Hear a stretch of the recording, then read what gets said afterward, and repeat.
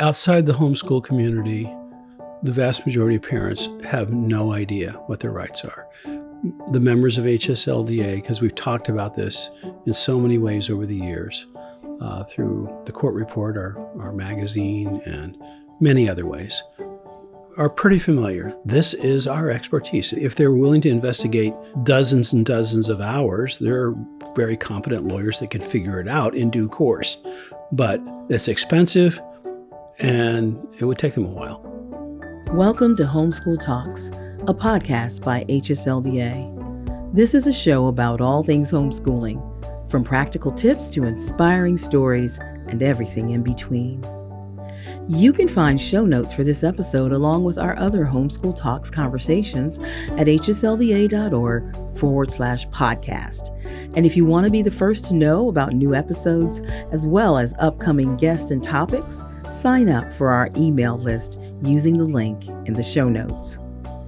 We're so glad you've joined us today, and we hope you enjoyed the program. Here's your host, Jim Mason. Hi, I'm Jim Mason, president of Homeschool Legal Defense Association, and I'm here with another episode of Homeschool Talks, where I get to talk about interesting things in homeschool world. And today, I'm very excited to welcome my guest, Mike Farris, who is, as you all know, the founder of Homeschool Legal Defense Association and the chairman of our board.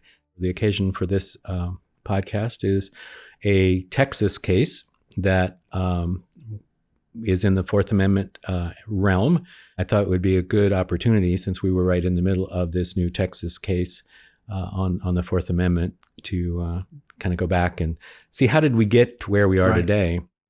HSLDA started doing this kind of case a long time ago, and we used to refer to it as protecting the front door, protecting your home, the sanctity of the home. And Mike started doing this over 30 years ago, right, Mike? Yes, I started. Don't ask me to name dates. I mean, if it happened last week, maybe 50 years ago, but a long time ago, the first case I recall doing was in Alabama. Yeah, so that's the HR case. And before we get to the cases, I think a lot of people out there might be interested in what are you up to these days? And then we'll get back to this topic. Well, when I left the employment of HSLDA, in 2017, I became the president of Alliance Defending Freedom, and I held that position for about 6 years. I got to argue another Supreme Court case while I was there on free speech rights for pro-life pregnancy centers in 2018, which we won. Should have been 9-0, but it was 5-4, and a win's a win. Mm-hmm. That sets the precedent.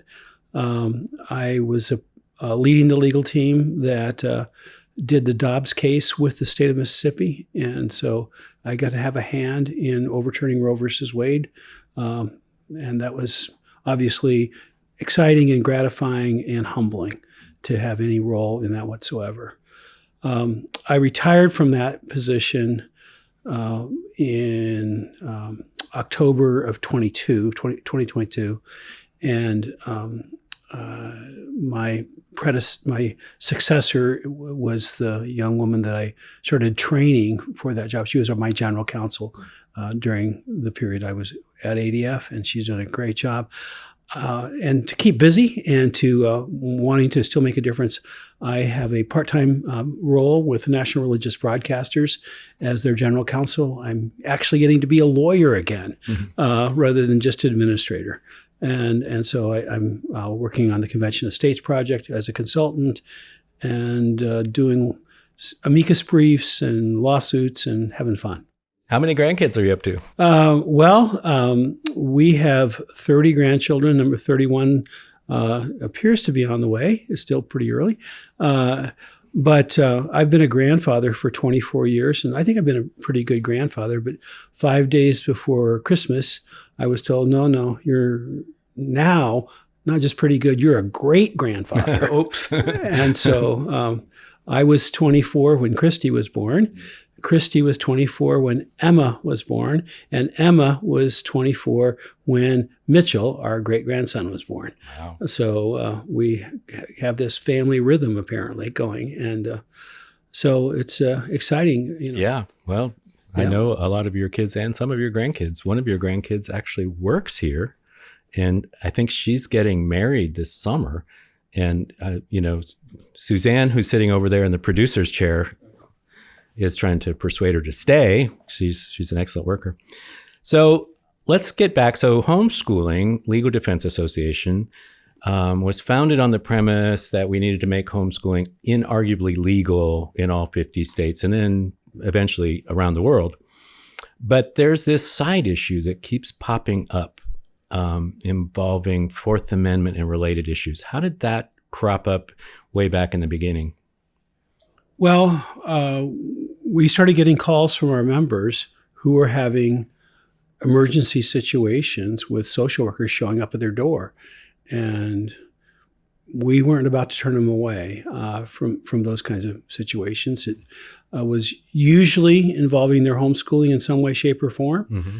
And so as long as there was some aspect of homeschooling that was involved in the allegations, if the allegations were totally irrelevant, we would help them initially just to do the basic assessment, but we'd turn it over to the local council if it was unrelated to homeschooling. So we started doing this a fair amount, to the point where there's actually a law review article written maybe 10 or 12 years ago that poses the question, why are these homeschool lawyers doing all these Fourth Amendment cases? Right. And, I thought that was cool that they'd write a law review article about us. But, yeah, I mean, you know me, I'm not much of a person to walk away from any fight. And this was a convenient and important fight. And so we took it on.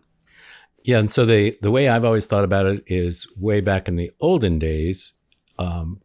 So we, as a style point, now I try to make a distinction between CPS investigators and social services social workers, because there are kind of two sides to that house. And in the early days, it was not uncommon for homeschoolers to get turned into the investigators for the simple fact that their children didn't go to school. Right. Is that your recollection? Sure. That's very common. And in fact, that was the most common thing. Why aren't these kids in school? Occasionally it was something else, but sure, that was the most discernible thread of the various things. I mean, always a little color here and there, but yeah, that was a prevalent problem. So the way those cases arise, they arise one of two ways, either on defense or on offense. So what was the first case that you remember taking to an appellate court? It was the HR versus Alabama case in Dothan, Alabama, home of Bobby Goldsboro, which I learned by going to lunch one day, and he owned the restaurant. And some people may not know who Bobby Goldsboro was. Yeah, they can Google it and figure it out. Yeah. Okay, yeah. And so the case basically was this woman was separated from her husband, and he was living with another woman, and he threatened to leave his girlfriend and go back to his wife and kids, and she got mad and called social services anonymously. We found out who it was eventually, but initially it was an anonymous tip, and she made a bunch of allegations against the family, including my favorite allegation was that the mom let the kids read books in the back of the van as she was riding around town. Oh. Some of my law school classmates do honorable things like defend murderers and, burglars and other things. And I have the shame of going to law school class reunion and say, I defended the woman accused of letting her kids read books in the back of the van. One of the other allegations was a little boy had killed a cat. Turned out, unfortunately, that was not true. So just so you know, Mike has a certain disdain for the feline I declined making the argument I was prepared for when I found out it was a woman judge. So I let it slide. The argument was that whether or not social services could come into the home and do a search without a warrant, And so there was actually an application for the equivalent of an entry order, and we defended on the basis that there was not probable cause of wrongdoing, that the allegations didn't amount to anything, if true, and that the level of the evidence did not arise to probable cause.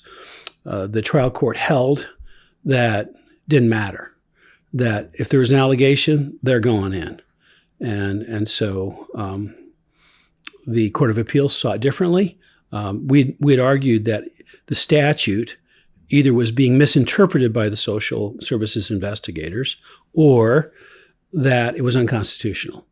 And so it didn't explicitly say that probable cause was required, but the Court of Appeals read it into the statute saying the reasonable interpretation of the statute requires a showing of probable cause, and that's absent in this case. And so the search was never held, and the family prevailed. The mom prevailed. So I've always viewed our role as to make, we help families navigate these kind of complicated and disconcerting often situations by making the state investigators follow the constitutional rules that they're supposed to follow too. And so why is it so important that they have actual evidence amounting to probable cause? Well, first of all, that's what the Constitution requires. Oh, no. Yeah, that's the starting point, because the vast majority of social services investigations are phony. Even by their own very loose standards of what constitutes a founded investigation, the majority are unfounded, meaning there's evidence of basically nothing. It's something just over 80%. Yeah. So the trauma to little kids being investigated, especially, they're quick to want to strip search the kids. Into a little kid who's being strip searched by a stranger, the emotional effect is not all that different than being sexually abused. Obviously not, there's gradations of sexual abuse in terms of the intensity. So it's not the most, serious forms of sexual abuse, but the little kid doesn't know. It's just a stranger taking my clothes off, and so it's not good for children. It's unnecessary, and it's unconstitutional. So those are pretty good reasons for my book not to do it. Yeah. So right before the world shut down because of COVID, I was out in California speaking at a conference, and right in front of me, the speaker before me was Shirley Calabretta. Aha. And I went to the organizers of the conference and said, you don't really want me to make this speech, because while they're here, let me make this other speech of just how important their case has been to the protection of the home through these Fourth Amendment cases through all these years. And I ended up just kind of on the back of a napkin talking about all of the cases that HSLDA has worked on over the years. So let's go back in time. The Calabretta case was your case. Tell the folks about the Calabretta case. Robert and Shirley Calabretta lived near Sacramento, and they had 5 or 6 kids. I don't remember exactly. And there was a little girl, a couple, 2 or 3 years old, is one of the kids. And a neighbor called in a hotline investigation saying that she heard a child late at night say, "No, Daddy, no." And there was one other phone call, and I don't remember at this stage exactly. The court report says that the allegations were the family was really religious, and the kids didn't go to school. Yeah, well, that's what the investigators found. It wasn't the initial report. Yeah, the call in, and so the social services investigators, CBS investigators, came to the home with police officers, demanded entry. That was resisted, but they, pushed their way through and got in. And they strip searched the little girl. I think they may have strip searched a second child, but it's a long time ago. I don't remember that detail. And so the court, their ultimate report was, as you said, that the family's really religious and they homeschool their kids, and so, but they didn't find any evidence of abuse. So we sued the social services investigators and the police officers for a non-constitutional search because they did not have probable cause, they did not have a warrant, they did not have exigent circumstances. There was a delay in entry. What are exigent circumstances? Exigent circumstances are a form of an emergency that is both very serious and there's no time involved that allows you to go before a judge and get a warrant. So if you have a fleeing felon and they go into a house and they're doing bad stuff there, you can go in because you got probable cause and you got an emergency that's ongoing and you don't have time to go get a warrant. So basically, emergency and no time to get a warrant is the combination that constitutes exigent circumstances. And in this case, as if I remember correctly, the investigator actually went to the house once, and when Mrs. Calabretta said no, she didn't want to let her in, the investigator went on vacation for a couple of weeks. Right. And then the time for her to complete her paperwork was coming to an end. And that's when she came back. That's right, with a police officer. Yeah.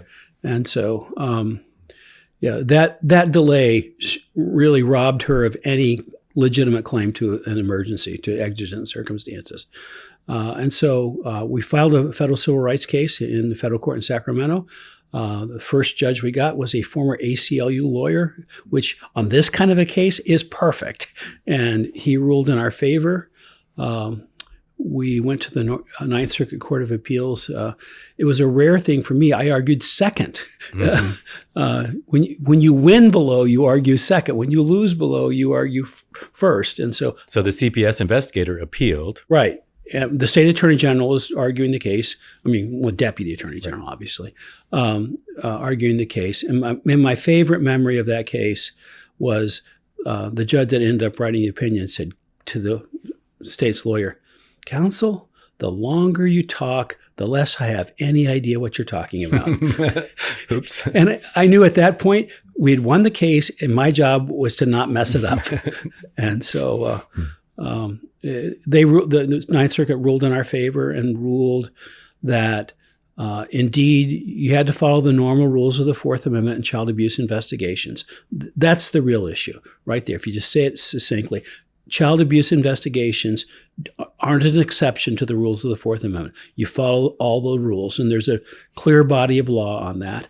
And they rule that this principle was already clearly established in the Ninth Circuit, and that clearly established holding was essential for us to be able to sue for money damages. And so because the doctrine has developed that you don't want police officers and other officials of that sort having to pay damages.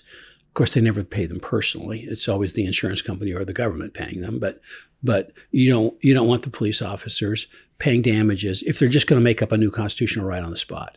That has to have been clearly established, and the court held that it was. So it was a great victory and a lot of fun. And as I recall, the decision came down on one of my birthdays.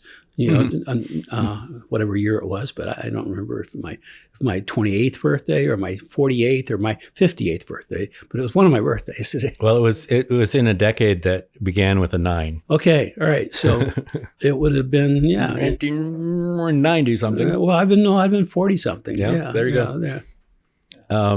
So I'm going to hand you an exhibit. Okay. If it's okay with the court. Yeah. Marked for identification. It's marked for identification. This is possibly the single most quoted sentence that I use, and it's in all of our Fourth Amendment cases. It appears in every one of them. It's the last sentence of the Ninth Circuit Court of Appeals decision in the Calabretta case. And can you read that for the record, please? The government's interest in the welfare of children embraces not only protecting children from physical abuse, but also protecting children's interest in the privacy and dignity of their homes and in the lawfully exercised authority of their parents. That's what you were talking about earlier, isn't it? Exactly. And that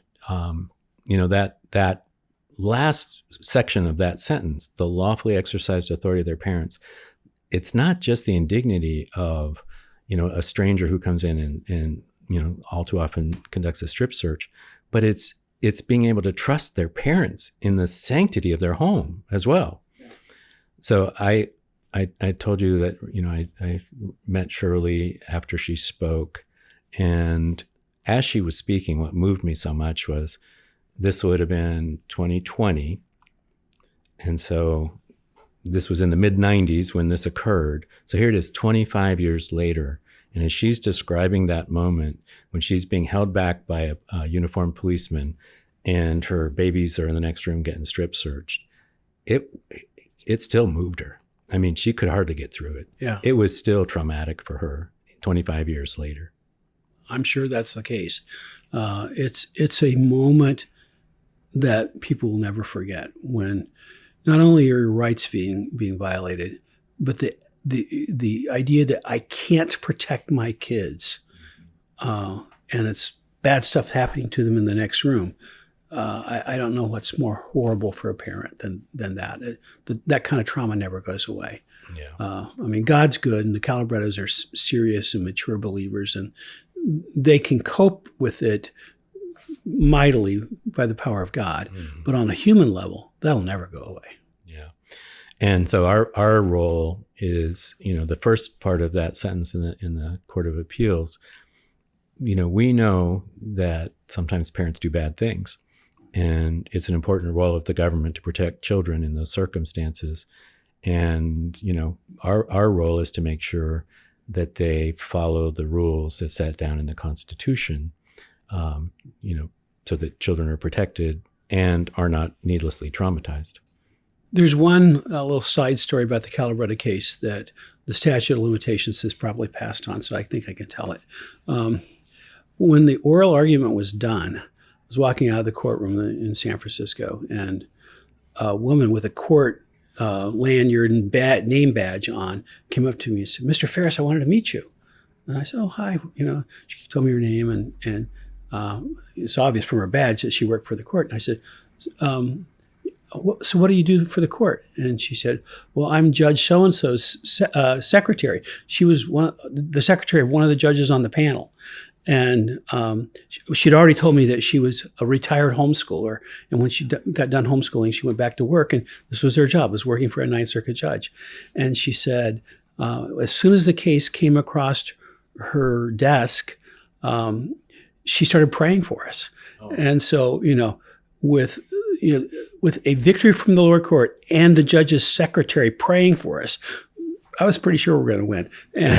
But I felt uncomfortable talking to her. So, she blurted this all out before I could really do it, because it's just not best to be seen talking to the judge's secretary.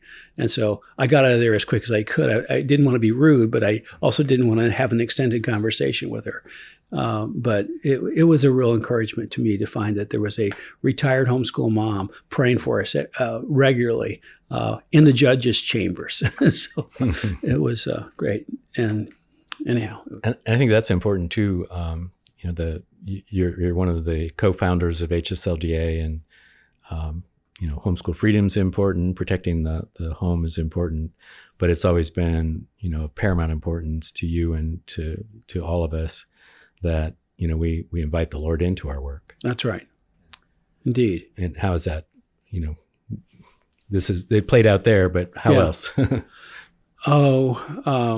Well, my favorite story about that was a regular homeschool case, not a social services case, and that was Robin Deagle. Robin Deagle, thank you. It's not that I've heard this story before. It was sort of the Lord gave me that. Okay, good. That moment. Yeah, all right. Yeah, gift of knowledge. All right, for a Baptist, that's pretty good. The gift of knowledge leads to dancing, which leads to beer. So just be careful with it. Okay. Anyhow, it was Robin Deagle. Folks, I'm 72 years old, and sometimes I just don't remember all the details. But anyhow, Robin was in Ohio, and Chris Klicka, our beloved longtime lawyer here, had been working up the case before it went to court. I mean, that was the normal practice in those days, that Mike Smith and Chris did all the contact work, the interaction between the school district and the family, until it went to trial. And when it was going to court, I got involved and pretty much did all the litigation. And so I had only barely talked to Robin on the phone before trial. And as I was, I already filed my brief in advance of going. And so on the plane, I'm just rereading the file, getting more acquainted with the facts. And it didn't seem to me like this woman really was a Christian. I wasn't sure, but I'd already filed a brief arguing that she was, a born-again Christian and, the kind of the typical beliefs that I assume for born-again Christians. And so anyhow, I got to Robin's house a day before the trial, and we went out in her backyard and sat at a picnic table. It was a beautiful June day in Ohio. It's gorgeous weather. And so I was going through the whole thing, preparing, looking at her curriculum and looking at her kids' results of their work and all the stuff that we would have to prove that she's having academic success. And then it came time to prepare her for her religious freedom fact predicates that I needed to be able to lay before the court. And pretty quickly, I figured out she admired God, but she was not a Christian. And so I shared the gospel with her. My wife and I were in the Navigators when we were first married and learned to do the bridge diagram. And it's still my favorite way of sharing the gospel under normal circumstances. And so I did the bridge diagram and still could write upside down like you're supposed to when you're doing that. And she prayed to receive Christ. And I was so excited. And I said to her,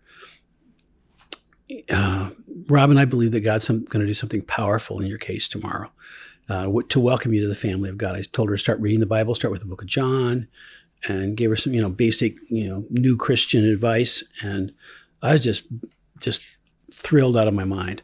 Got to court the next day. Judge called us into chambers, and he said, Mr. Farris, I read your brief. It's a pretty good brief, but you're going to lose today. Now, I've been in courts where I thought the judge had made up their mind before they ever started the case, but they're not supposed to tell you. They're supposed to actually listen to the evidence. And so I did not have the courage to tell Robin exactly what the judge said. All I could bring myself to say was, this is going to be tough because, of course, the Bible verse that immediately flashed in my head when the judge said this is, if a prophet says, thus saith the Lord, and it doesn't come to pass, you're supposed to stone the false prophet to death. And I was just hoping that she didn't read in the book of Deuteronomy and stayed in John like I told her to. And so anyhow, I told her it's going to be tough. And the prosecutor put the superintendent on this stand and asked him his questions. And it came time for me to do my cross-examination. The way I did cross-examination is I just had a list of topics. I didn't write down particular questions because you need to be able to be fluid in those situations. And so I'm about 3 questions into cross-examination, and a question pops into my head that I never asked in any other case, ever. And probably legally objectionable, but I just asked it. I said, Mr. Superintendent, did you get any legal advice from anybody before you denied this family the right to homeschool? And he said, well, I didn't talk to any lawyers or anything like that. But I talked to some government officials. I said, well, like who? He said, well, like the judge here for one. I said, you talked to this judge about this case before it was ever filed in court? He said, yes. The judge called a recess. We went back into chambers, and the judge told the superintendent, the prosecutor, you go tell your client to approve this lady's homeschooling right now. And we were done. We won that case that day. So, God fought our battles for us. And I've got more stories, but, we're supposed to focus on something else today. So that's my favorite. That's a good story, and I've heard it before, as you might guess, and it always, just illustrates the fact that, we do pray about our cases. We pray for the health of the homeschooling movement, and we pray for our own skills and abilities as well. And time again, the Lord has come through in ways that are Not nearly as good as that always, but in good ways nonetheless. That's right. So this case in Texas popped up a couple of weeks ago where an 8-year-old boy before Christmas was out playing in the suburban neighborhood and decided to walk from one end of the neighborhood to the other into a strip mall and go to the dollar store. And somebody thought that he shouldn't be there by himself. They called the police. He was driven home. And the parents didn't think it was a good idea either, and they grounded him. And there was no harm had come to him and nothing else until 2 weeks later, a CPS investigator came to the door and asked the parents to, quote, complete her investigation. And that's sort of a euphemism, and you're familiar with what that means. What does that usually mean, to complete the investigation? She'll want to come in the house, directly interview in private all the children, maybe strip search, maybe not, and roam around the house, see what she can find, ask questions. So the thing that I've heard in many, many cases is to make sure the kids have an appropriate place to sleep and that there's food in the house, that, it's a nice suburban house, that the kids are all fine and healthy. So as you might imagine, these homeschooling parents had some familiarity with their Fourth Amendment rights. They appropriately said they declined, and you were right. That's what she wanted to do to complete her investigation, was to be able to assess the home environment, which means search, and interview each of the children privately. Parents said, no, thank you. Everything's fine. We grounded him. It's never going to happen again. He learned his lesson. And I think, that perhaps your energies could be used elsewhere better. So it was such an emergency that almost 2 months after the first, the boy went to the dollar store, the parents got a letter in the mail from the court clerk that said an order had been entered, an order in aid of investigation. It didn't include the order, but and it had been mailed a week earlier. And so on that afternoon, when they got that letter, they called us, and with our local counsel, we were able to get the order, and we filed an emergency writ of mandamus, which is the way you get an appellate court to boss the lower court around, because the order had already issued. The point of me telling that part of this is that HSLDA has been doing this kind of work for so long. How many families would have the knowledge of their rights in this kind of circumstance to politely stand on their rights? And then how many lawyers and law firms would be able to get a letter in the mail on a Tuesday afternoon and file an emergency mandamus petition in the Court of Appeals on Wednesday? Outside the homeschool community, the vast majority of parents have no idea what their rights are. The members of HSLDA, because we've talked about this in so many ways over the years, through the court report, our magazine, and many other ways, are pretty familiar. I mean, and then, of course, we have information on our website and other things that, and so they know the basics, as they should. They don't need to be experts, but they just need to know the basics. And then, of course, our ability to ramp this up, because we've done it before, is, very few lawyers would be able to do this. I mean, it would quickly, if they were willing to investigate dozens and dozens of hours, there are very competent lawyers that could figure it out in due course. But it's expensive, and it would take them a while. So our ability to turn it around rapidly is because this is our expertise. It's like doctors being experts in cancerous moles of the left cheek. It's really specific, and we know what we're doing, and it's fun. Yeah, it is. So, you say it's fun. It's very stressful for the family. Mm-hmm. And it's actually somewhat stressful for the lawyers, but in a kind of a different way. And the way I'd assess that is, when I first heard about this, I walked down to Peter Kamakaviva-Ole's, our litigation counsel, and it had just come in, and we were talking about it. And there's lots of different skill sets here. First, the family has to know their rights, and second, they have to know who to call, and then third, we have to quickly be able to assess the situation and give them the best advice possible. Sometimes, filing an emergency appeal wouldn't be the best thing to do. And we have to be able to, say, we can do this, this would be a violation of your rights if they were to try to, this court order violated your constitutional rights, and we know how to bring this to the next higher level of court. And then to be able to quickly actually do that, figure out how to, where do you file and how do you file, and write it up and put a compelling argument together.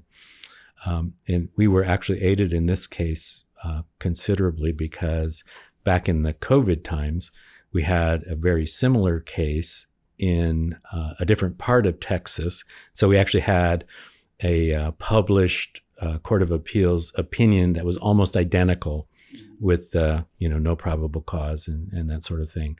So this time around, we weren't kind of extrapolating from general principles. We had a pretty dead-on Court of Appeals case to bring to the attention of the court. And when I invited you to come and sit for this interview, the case was still in the balance. But in the meantime, the Court of Appeals issued a stay, which means that the investigation was put on hold while the district attorney was given an opportunity to reply, which was supposed to happen on March 19th. We're recording this on March 11th. And after the district attorney got that order, they decided to dismiss the matter. So that case is essentially over, and that's all the better for the family. But we're not going to get a nice appellate opinion out of this one. No, you're not. I actually, I think the second case I did after the Alabama case was in Texas, and it was it was a little bit of a different situation, but the parents from that case were accused of making the kids sleep in a laundry room. Now, the laundry room was huge. Mm-hmm. I mean, this was a wealthy family, and I think it was carpeted, and the kid was just being punished and couldn't be up in his room with his television and 4 computers and whatever else gizmos he had, because he had done something wrong, and for a couple of nights he was sleeping in this laundry room. And I walk in, lay down, like a 35-page brief on the district attorney's, desk, and hand one to the judge. District attorney asked for a recess to read the brief, and she said something to the equivalent of, "You've done this before." And I said, "Yeah." And so, that case went away early on in the process, so we didn't get an appellate decision. But these things happen regularly, and the fact that we have done them before is pertinent. And you haven't prompted me to do this, but I'm going to do it anyway. My other favorite case from this zone was the Stumbo case from North Carolina, and that one did involve an evil cat. And so this family had a 2-year-old girl who is 26 years old today. And the reason I know that she's 26 years old today is she is 1 day younger than my son, Peter, who, yes, I know Peter's 26. Mm-hmm. So by extension, little Miss Stumbo, who may be married and has a new name now, is 26 also. But anyhow, when she was 2, the routine of the family was that she would come down from her bedroom in the morning. Her parents would undress her, send her down the hall where her 15-year-old sister would meet her and give her a bath. And so the little girl was between the parents' bedroom and the bathroom when a demon cat intervened. And to be fair, it was the family's new kitten. yeah, okay, it was a kitten, but okay, just proving that cats are demonic. That's the point. It was a cute little kitten, I'm sure. And the kitten was outside, and the little girl went through the door out onto the family's porch, and was outside very briefly, a couple, 3 minutes, but didn't leave the porch, was never in trouble, but she was wearing exactly the same amount of clothes as the cat. And so the family lived on, I think it was 6 acres, if I recall it correctly. And they were at the dead end of a street. And, there's a turnaround in front of their house, kind of like cul-de-sac sort of thing. And a school bus driver did a U-turn in that cul-de-sac every morning about the time that the little girl was out there. So the family assumes, that we never did find out, it was the school bus driver that hotlined in this report of a naked child standing on the front porch of a house, which is obviously an emergency situation. And so called it in, and North Carolina, like Texas, had a procedure, and like Alabama, had a procedure requiring them to go to court to get an order if the family refused the investigation. And we ended up in the Court of Appeals in North Carolina, and the judge on the Court of Appeals said, well, counsel, don't we need to go into their house because we don't know what's going on? And I said, Your Honor, it's true you don't know what's going on in their house. It's also true we don't know what's going on in your house, and we don't know what's going on in my house. And if we don't know is enough to get in people's houses, we can go into everybody's house. And the Court of Appeals ruled kind of half and half for us. And it was more half against us than it was for us, though. Well, one was on searching the kids, and the other was on the entering into the house, and I don't remember the details. But the Supreme Court of North Carolina took the case and gave us a complete victory. And I've become friends subsequent years with the guy who was then the Chief Justice of the Supreme Court of North Dakota and or North Carolina, and wrote the opinion, Mark Martin, and he was Dean of Liberty University Law School when I got to know him, and he's now Dean of another law school in North Carolina. But it was a great victory and a really good opinion that came out from the Supreme Court of North Carolina. And again, social workers have to follow the normal rules of the Fourth Amendment, which is it's a really clear area of law outside of social services. But we've been able to help make it clear inside the context of social services in many jurisdictions. Yeah. And so I had you read the Stumbo quote. I didn't bring the quote, but one of my favorite quotes. So the North Carolina Supreme Court actually ruled unanimously in our favor, but the 4 of the 7 said something like this, and this is a paraphrase. They said, an occurrence where a 2-year-old child slips out the door unattended, even in the best of families and the most attentive of families, is something we wouldn't want to have happen, but it's probably something that happens, fairly routinely in families all over the state. And they actually ruled that it wasn't a report with nothing else. It wasn't even a report of possible abuse or neglect, and shouldn't have even been investigated in the first place. And then the other 3 said, and not only that, but the Fourth Amendment requires that there has to be more than this, and there has to be probable cause and all that. So in the case we just got dismissed in Texas, where the little boy, 8 years old, left his neighborhood without his parents' permission to go to the dollar store, is not something that anybody wants to have happen. But it probably happens that, in my career, I've had 7 years of 8-year-olds. Your career as a father. That's right. Yeah. In my fatherhood career, 7 of my fatherhood years have involved 8-year-olds. And I can promise you that every one of them at some point or other did either something foolish or disobedient, contrary to what I would hope they would do. And I think, I know that you have, like 30 grandchildren, and they never do anything that, I remember one of our grandsons who was at our house ran away from home and ended up knocking on the door 3 houses down, wanting to know if they had an Xbox. Because his uncle, who was 7, wouldn't let him play Xbox. And so, well, we think that the Stumbo case was kind of the first big case that I worked on after I came here. Actually, I came between the Court of Appeals and the Supreme Court, and we have actually since done a profile of the grown-up Joni Stumbo, and you'll be interested to know that she was working at Samaritan's Purse. And she was acquainted with a childhood friend who had gone to law school in North Carolina and had to study the Stumbo case as part of the law school curriculum. and he was like, "Are you that Joni Stumbo?" That's funny. The thing interaction I had about the Calabretta case, as you know, and maybe some of the others know, I coached Patrick Henry College's moot court team for 17 years. We did okay during that period of time. Peter Kamakaviva-Ole was my first of 12 national champions.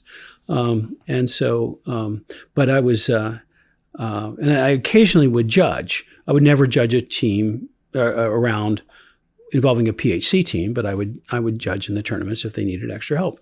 And so one year it was a Fourth Amendment problem, or there's always two problems in all these cases, but one of the two was a Fourth Amendment issue. And the Calabretta case was actually cited in the official case record, and so this student lawyer was arguing the Calabretta case to me, and was messing up the facts. And I said, "No, are you sure about those facts?" And she said, "Yes, I'm sure, Your Honor." And I said, "Well, counsel, I was simulating being a Supreme Court of the United States judge." I said, "Before I was elevated to the Supreme Court, I was a lawyer, and I actually argued the Calabretta case, and you've got it wrong." And she just kind of crumpled in a corner and couldn't really say much after that. I should have told her after the round was over. In retrospect, I felt bad about that, but it's a fun memory nonetheless to be able to see, because these cases are important. They are used. They are leading cases in the field, and the Lord has allowed us to help make the old-time principles freshly affirmed and written clearly. And there's a difference between the Fourth Amendment in the criminal law and the Fourth Amendment in these kind of cases. Because in the criminal law, so I used to be in law enforcement, and I can attest to this. Fourth Amendment cases in the criminal context usually involve a criminal. Yeah. And the criminal actually did it. Yeah. But the police messed up and violated Fourth Amendment rights, and certain evidence got entered that was used against him that shouldn't have been. And that's how the Fourth Amendment develops in the criminal context. But in these kind of cases, it develops when somebody, like the Stumbo case, when they try to get an order, but they don't have probable cause, or in this case in Texas, they actually obtain an order without giving you a notice or opportunity to be heard, and the judge just kind of rubber stamps that's sort of the frustrating thing on this side of the ledger, because in the civil context where CPS investigators are involved,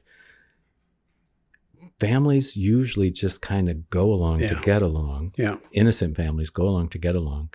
And then when they don't, the CPS investigator wrote an affidavit, a sworn affidavit, that honestly recounted the facts. There wasn't anything to quibble with in the facts. An 8-year-old boy, playing in the backyard, wandered off, was brought home.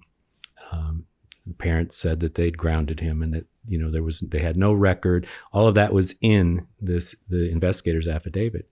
But the attorney said there's no time for a hearing. The circumstances are so dire, there's no time to have a hearing. We need to have this order issued immediately.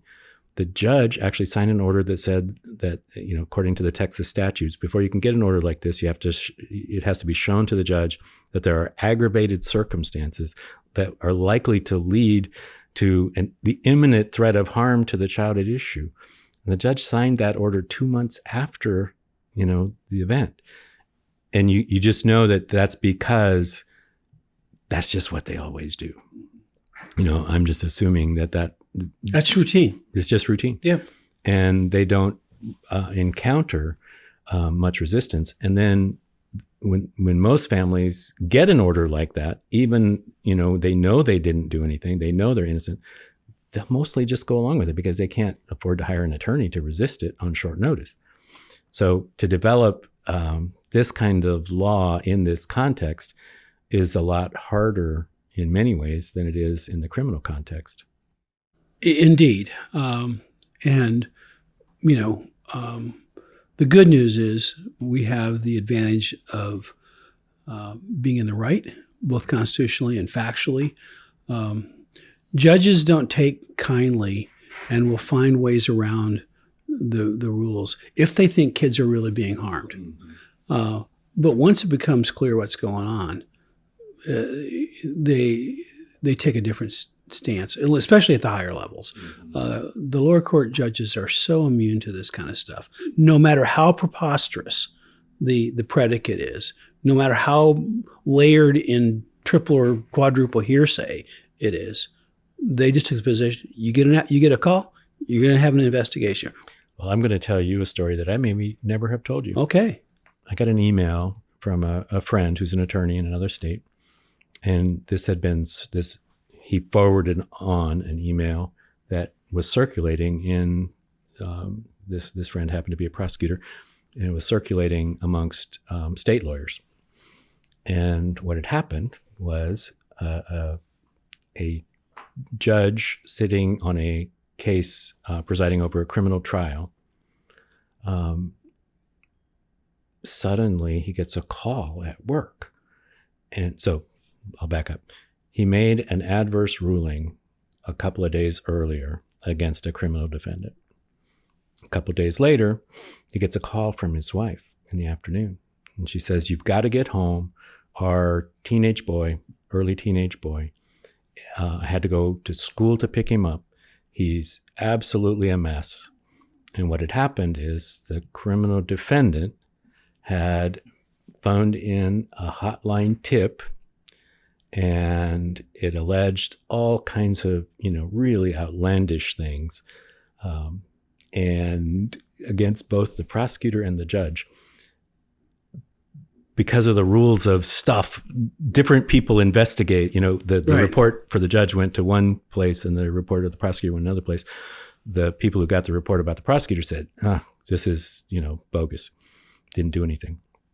The investigator assigned to the judge went to the kid's school, pulled him out of class, did a deep dive interrogation where the kid thought either he'd done something horribly wrong and he was going to get in big trouble, and then he eventually came to think that something bad had happened to his father, basically. And so he was a mess. And so this judge couldn't believe it happened, and he was circulating, this sort of as a cautionary tale. And it's not, we hear things like that all the time, and oftentimes people can't do anything about it or don't want to do anything about it later on after the fact.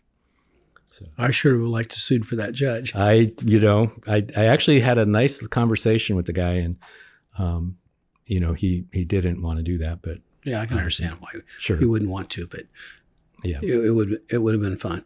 Now, let me tell you, I've used the fun thing before. These are serious cases. You and I have done things together where, like was it Alabama or Mississippi, where the judge ordered Mississippi, mm-hmm. where the judge ordered the schools to turn over all the records of homeschoolers to him. It was serious, but we were here late at night pumping out the stuff, and we knew that we were doing important things for people that was likely to help. And and then when the decision comes down, it's so gratifying. It's fun in retrospect, really, is the best way to say it. You and I are both wired to run toward a fight rather than run away from a fight. So, I mean, kind of getting in the fight's fun too. But our sense of righteousness is outraged, and to see it honored in the end is really gratifying, and then becomes fun. It's fun in the way that in Chariots of Fire, the way Eric Liddell describes it. Yeah. It's like, yeah, I run for the glory of God. And this is what, I feel his pleasure. Yeah, I feel his pleasure. Thank you for remembering it accurately. I think that's what he says, right? Yeah, he does. Yeah, yeah. When he made me to run, and when I run, I feel his pleasure. And the what people may or may not understand, but what you've described is, we don't know when we join the fight what the outcome's going to be. And as confident as I have ever been, when you join the fight, you never know how it's going to turn out. Yeah. And that time between, when you decide to take on the fight and you get to the end and win, is pretty stressful. Yeah. But fun. Yeah. It's yeah. weird. Yeah. Possibly the best example is the case we worked on out in California, which had nothing to do with the Fourth Amendment, but had everything to do with homeschool freedom. Yeah. The Jonathan L. case, 2008 was that? Yeah. When it was? And the Court of Appeals, in a case that nobody knew about, there was a social services case, and they were represented by court-appointed lawyers, and they weren't members of HSLDA. And a trial judge had said in the course of the decision that their right to homeschool was absolute. And the Court of Appeals didn't like that phrasing, and had ruled that homeschooling was illegal in California.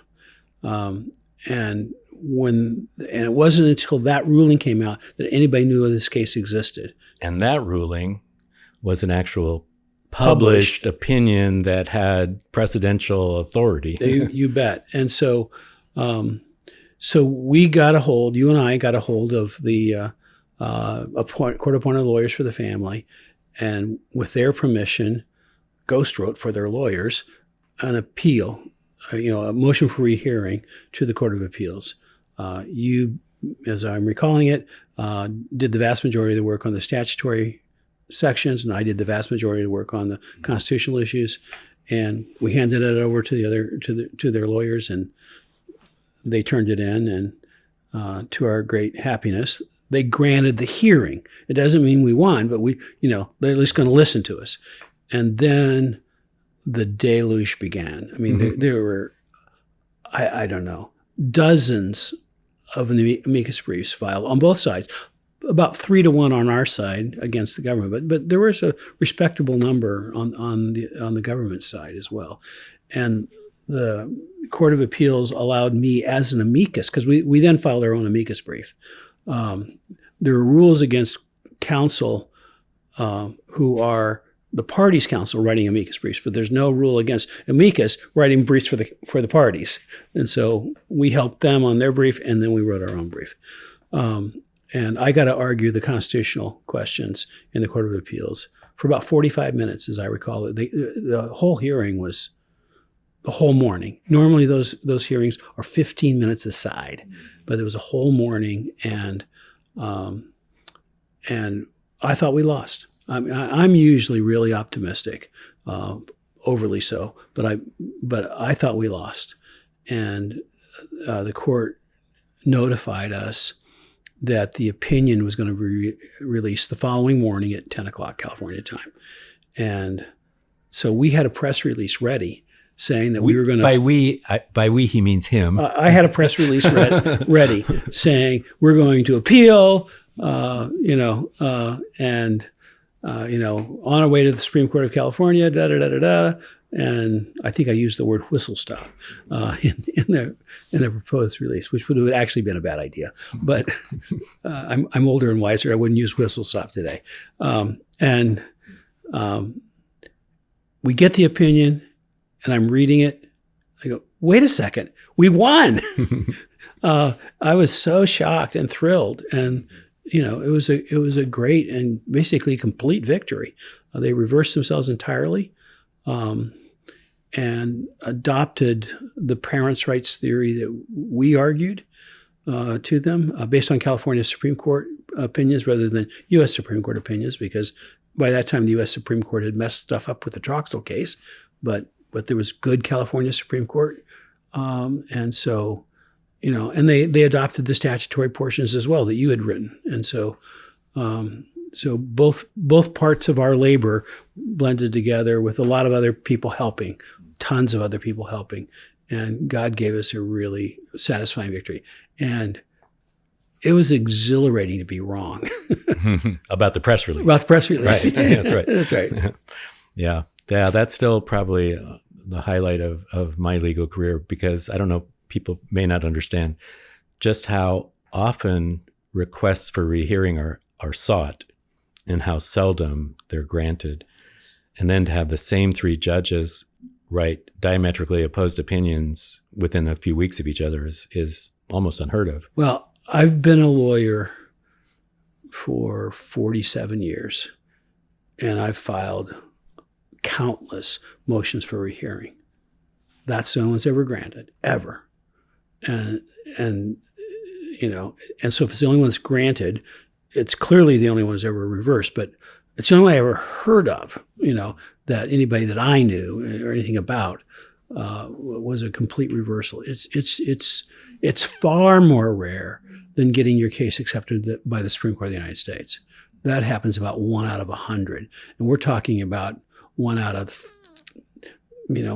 gazillion. Recently, Vicki and I were playing dice, and I threw the dice, and one of them ended up on its corner, sitting up straight on its corner, and just stayed there. It's that rare. Yeah.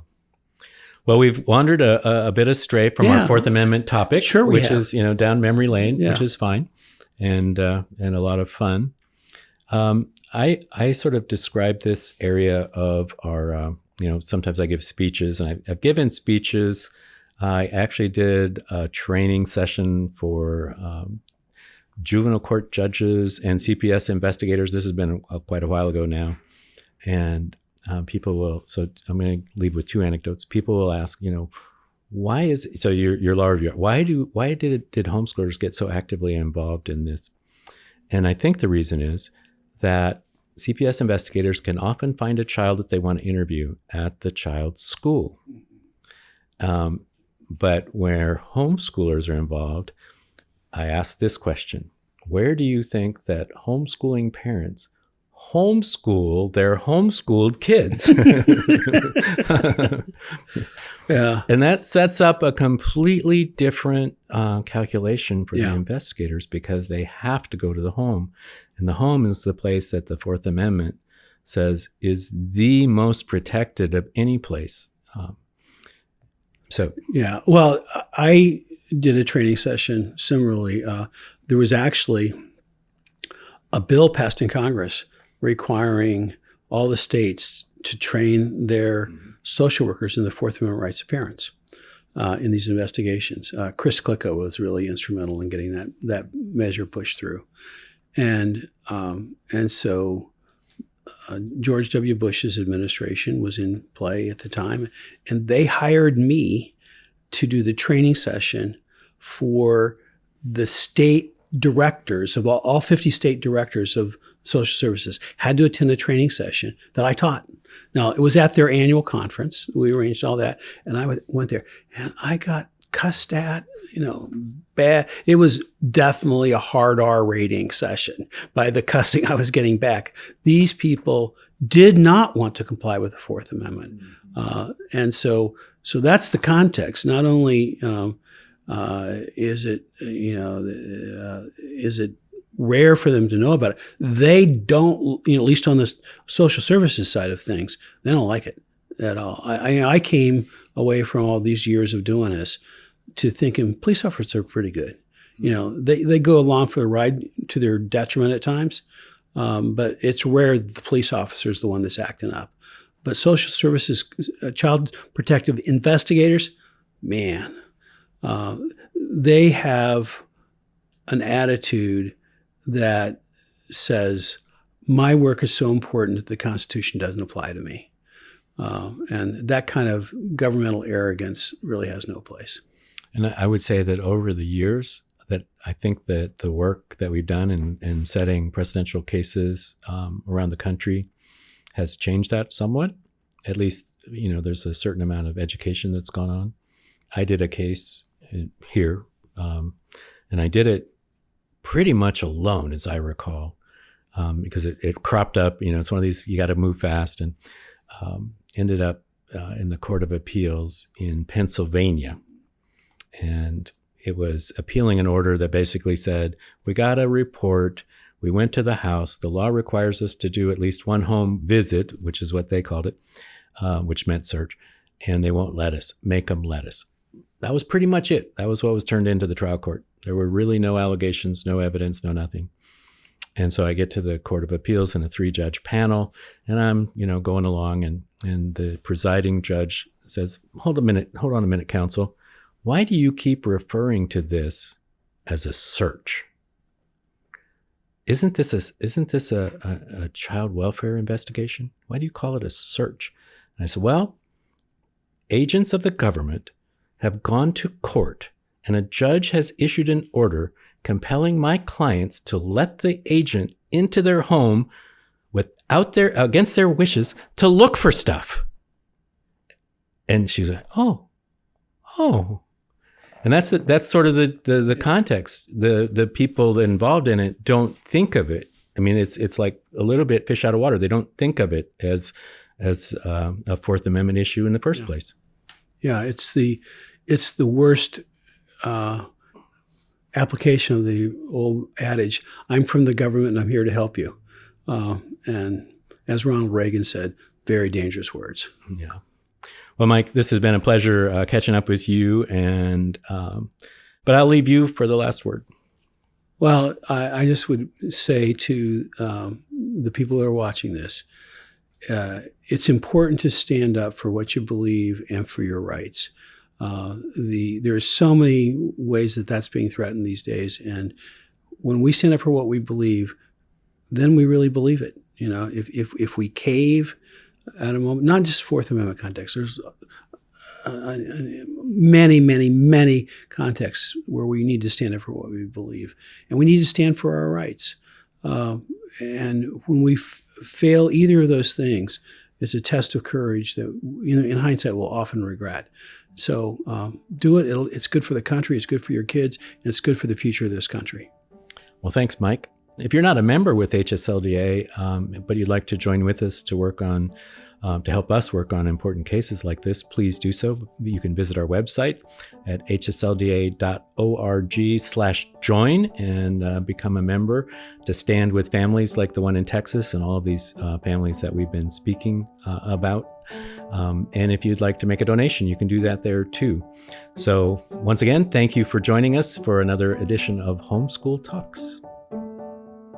Every week, HSLDA hears from hundreds of homeschool families, many of whom are facing hostility from school officials or discrimination from colleges and employers. We've helped single parents facing criminal charges for homeschooling their children, families traumatized by wrongful CPS investigations, and even a grandmother harassed by the state for homeschooling her granddaughter. By donating to HSLDA, you can help make homeschooling possible for families like these and enable our work to preserve freedom for future generations. Give today at hslda.org/donate. That's hslda.org/donate. Thanks for listening to this episode of Homeschool Talks. If you've enjoyed this conversation, will you do us a favor by sharing it with a friend or leaving us a review on Apple Podcasts? As a reminder, you can find show notes for this episode along with our other Homeschool Talks conversations at hslda.org/podcast. And if you want to be the first to know about new episodes, as well as upcoming guests and topics, you can sign up for our email list using the link in the show notes. That's all for now. We hope you enjoyed this program. and we'll see you next time.